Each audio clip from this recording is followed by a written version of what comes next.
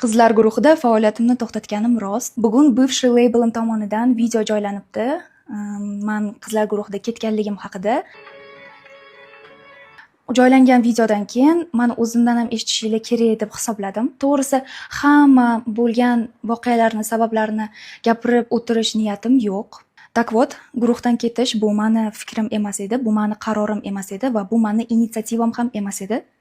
Men o'zim bu haqida kecha bildim. Bывший labelim, ya'ni bывший prodyuserim tomonidan bu narsa menga e'lon qilindi va men bu xabarni hech qanaqa konfliktlarsiz, hech qanaqa negativsiz qabul qildim. O'zlariga ham yaxshi muomalada xayrlashdim va hozir ham bu videoni yaxshi notalarda pozitiv bilan yozmoqchiman.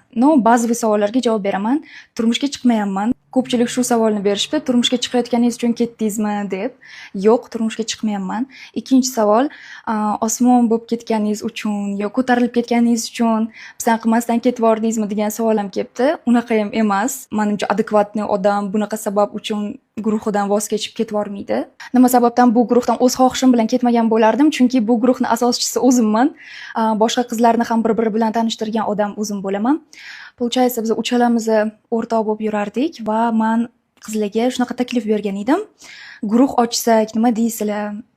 Naзвание qo'ysak, nima deysizlar? Coverlar, qo'shiqlarga coverlar qilsak, nima deysizlar? Ular ham rozi bo'lishgandi. Shu sababdan menimcha bu guruhdan o'z xohishim bilan hech qachon keta olmagan bo'lardim, chunki baribir ham bu meni ideyam, shuncha yillik mehnatim, ozmi ko'pmi baribir ham ketgan umrim va boshida xayol o'tdi. Hammani asl yuzi qanaqa ekanligini ko'rsataman. Men u yoqda bir o'zim qancha ko'p qiyinchiliklar, qancha ko'p nohaq narsalarni eshitganim, yashab o'tganim haqida hammaga aytaman degan fikr bo'ldi, to'g'risini aytaman. Va qanaqa darajada orqamdan pichoq urilganligi haqida ham aytib beraman, hamma bilsin degan qanaqadir negativ xayol paydo bo'lgan edi kecha menda.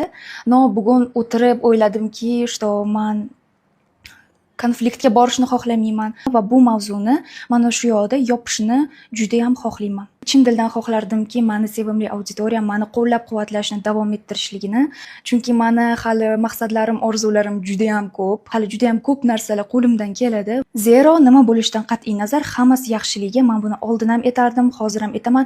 Hayot menga, taqdir menga nima, qanaqa sinov berishdan qat'iy nazar, men bu narsani kulib pozitiv bilan qabul qilaman, chunki bilamanki, qanaqadir kichkina narsa hayotimdan ketsa, albatta undan ham kattaroq, masshtabi undan ham kuchliroq bo'lgan narsa meni kutib turibdi. Va alohida rahmat Yuz Labelga, yaxshimi yomonmi o'tgan 2 yilimizga va sizlarga kelajakda omad tilab qolaman.